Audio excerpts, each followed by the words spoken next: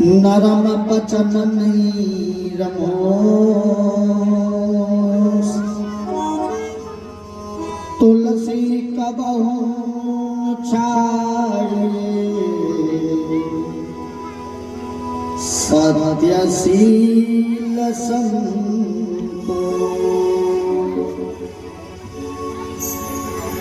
कबीरा नौका काठ की खड़ी वीरानी धार केवट सो परिचय नहीं ऐसे उतरा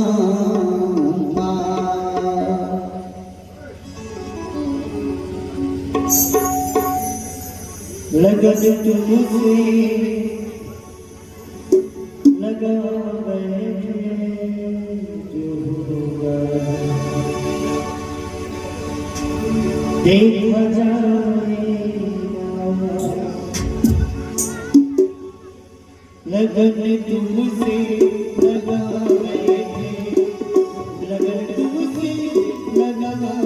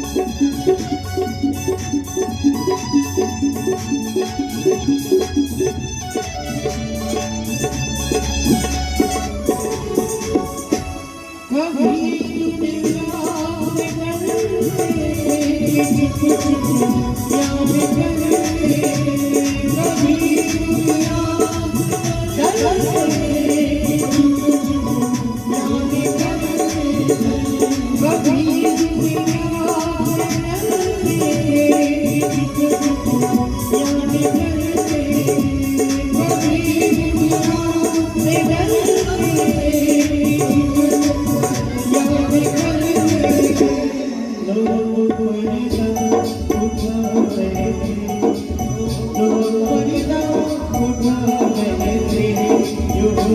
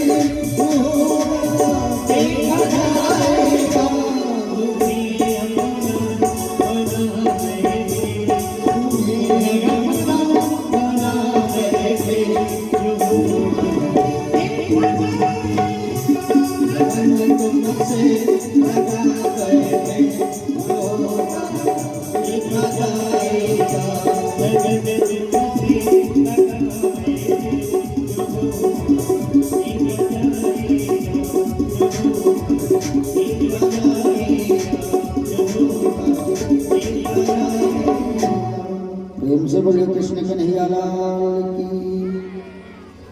ध्रुव जी अब जंगल की तरफ चल रहे हैं और जब ध्रुव जी जंगल की तरफ जब जाने लगे तो सोचने लगे, विचार करने लगे कि मेरी माँ ने मुझे मना किया, अगर मैं आलस कर लूंगा तो कैसे मिलेंगे भगवान। ध्रुव जी जब जंगल की तरफ चलने लगे तो चलते चलते अब जंगल में जब प्रवेश करने लगे तो सुबह हो गई और जब सुबह हो गई तो सामने नारायण नारायण करते हुए नारद जी प्रकट हो गए। नारद जी को देख करके ध्रुव जी को विश्वास हो गया कि अब मुझे प्रभु का दर्शन मिलेगा। क्यों कि भगवान के दर्शन से पहले संत भगवान का दर्शन होगा। जैसे लंका में रावण के एक भाई थे विभीषण। विभीषण जी राम जी के परम भक्त थे, लेकिन विभीषण जी को ये विश्वास नहीं था कि मुझे भगवान का दर्शन मिलेगा। विभीषण जी यही सोचे, विचार करने लगे कि राम जी 100 योजन समुद्र के उस पार रहते हैं और मैं 100 योजन समुद्र के इस पार रहता हूँ, तो न कभी राम जी आएंगे न मैं कभी जाऊंगा, तो कभी भी प्रभु का दर्शन नहीं होगा। कि तू जब सत्य शिरोमणि भक्त शिरोमणि हनुमान जी का जब दर्शन मिला तो विभीषण जी को विश्वास हो गया कि मुझे अब राम का दर्शन अवश्य मिलेगा। कि साधु संत हरि भजन भावा कर को कर सम जन्म गवावा। जो मानो साधु संत का दर्शन नहीं पाता, सत्संग नहीं कर पाता है, वो स्वान से कम नहीं होता है। उस मानव को जीवन में कुछ नहीं होता। और पहले कि आलस कबहु न कीजिए, आलस अरि समझाओ, आलस ते विद्या घटे, बल बुद्धि की हो। कभी आलस नहीं करना चाहिए। क्यों? आलस से क्या होगा? आलस से एक तो शरीर की जो तरुणाई होती है वो भी खत्म हो जाती है, और दूसरा जो बुद्धि रहती है, विवेक रहता है, वो भी खत्म हो जाता है। ज्ञान जो रहता है वो ज्ञान भी समाप्त हो जाता है। ज्ञान को कभी छुपाना नहीं चाहिए, और उससे क्या होती है, बुद्धि का जो स्तर होता है वो डाउन होता चला जाता है। अगर तुम ठान लो तारे गगन के तोड़ सकते हो, अगर तुम ठान लो तूफान का मुख मोड़ सकते हो। अगर ठान लिया जाए कि मैं ये करूंगा, ये क्या है, जिस चीज का परित्याग करना है, अगर मन से अगर अभी को हो करके अगर उसके लिए ठान लिया जाए कि ये हमारे जीवन की सबसे बुराई है, सबसे बुरी चीज है, तो उसको हटाने में समय नहीं लगेगा।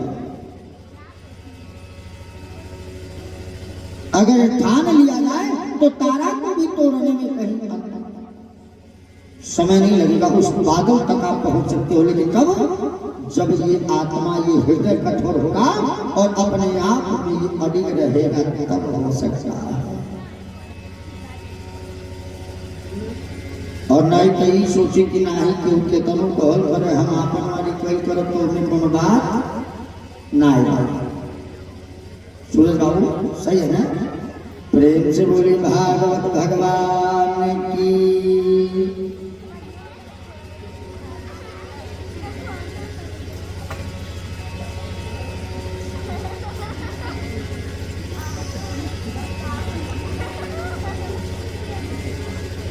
कुछ लोग ऐसा होला कि वो सोचला कि हम बचत जाते हमके लोग नहीं कुछ को हटा। प्रेम से बोले भागवत भगवान की। लेकिन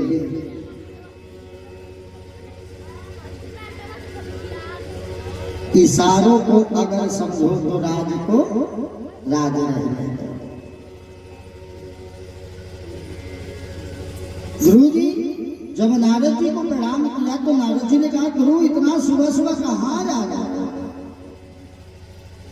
गुरु जी ने कहा कि सरकार मैं जा रहा हूं भगवान का तपस्या करने के लिए। तो नारद जी ने कहा गुरु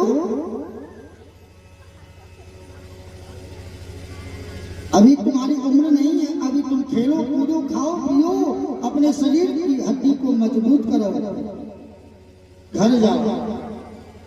गुरु जी समझ गए कि बस करो, अब ये मुझे मार्ग से भटका रहे हैं। गुरु जी ने जब नारद जी को देखा तो अपने आप को क्या समझा? अपने आप को बहुत बड़ी बड़भागी समझे कि आज सुबह सुबह संत भगवान का दर्शन हुआ। लेकिन जब नारद जी ने कहा तो गुरु जी ने कहा कि सरकार ये बताइए, कहा नारद जी से गुरु जी ने कि आप असली नारद हैं कि नकली नारद हैं? नारद जी घबरा कि ये 5 वर्ष का बालक असली और नकली का पहचान कर रहा है। तो नारद जी ने कहा कि ध्रुव असली और नकली में अंतर क्या है? गुरु जी ने कहा कि मेरी माँ कहती है कि भगवान के तो परम भक्त हैं जिनका नाम है नारद, और जब नारद जी मृतलोक में आते हैं तो अपने भक्तों को भगवान का भजन पूजा पाठ करने के लिए बताते हैं। अगर आप असली नारद होते तो मैं भगवान का भजन करने के लिए, तपस्या करने के लिए जा रहा था, तो आप मुझे रोकते नहीं, मुझे जाने का मार्ग बताते। तो नारद जी समझ गए बच करो कि जा पर कृपा राम की होई, ता पर कृपा करहि सब कोई। नारद जी ने तुरंत कहा कि गुरु ये बताओ तुम कहाँ जाओगे, कुछ स्थान जानते हो? गुरु जी ने कहा नहीं। नारद जी ने कहा तो कोई मंत्र जानते हो? गुरु जी ने कहा नहीं। नारद जी ने कहा तो कहाँ जाओगे, क्या जाओगे? जब जानते ही कुछ नहीं हो तो जाओगे कहाँ? ये सुनकर के नारद जी के आगे हाथ जोड़ करके गुरु जी ने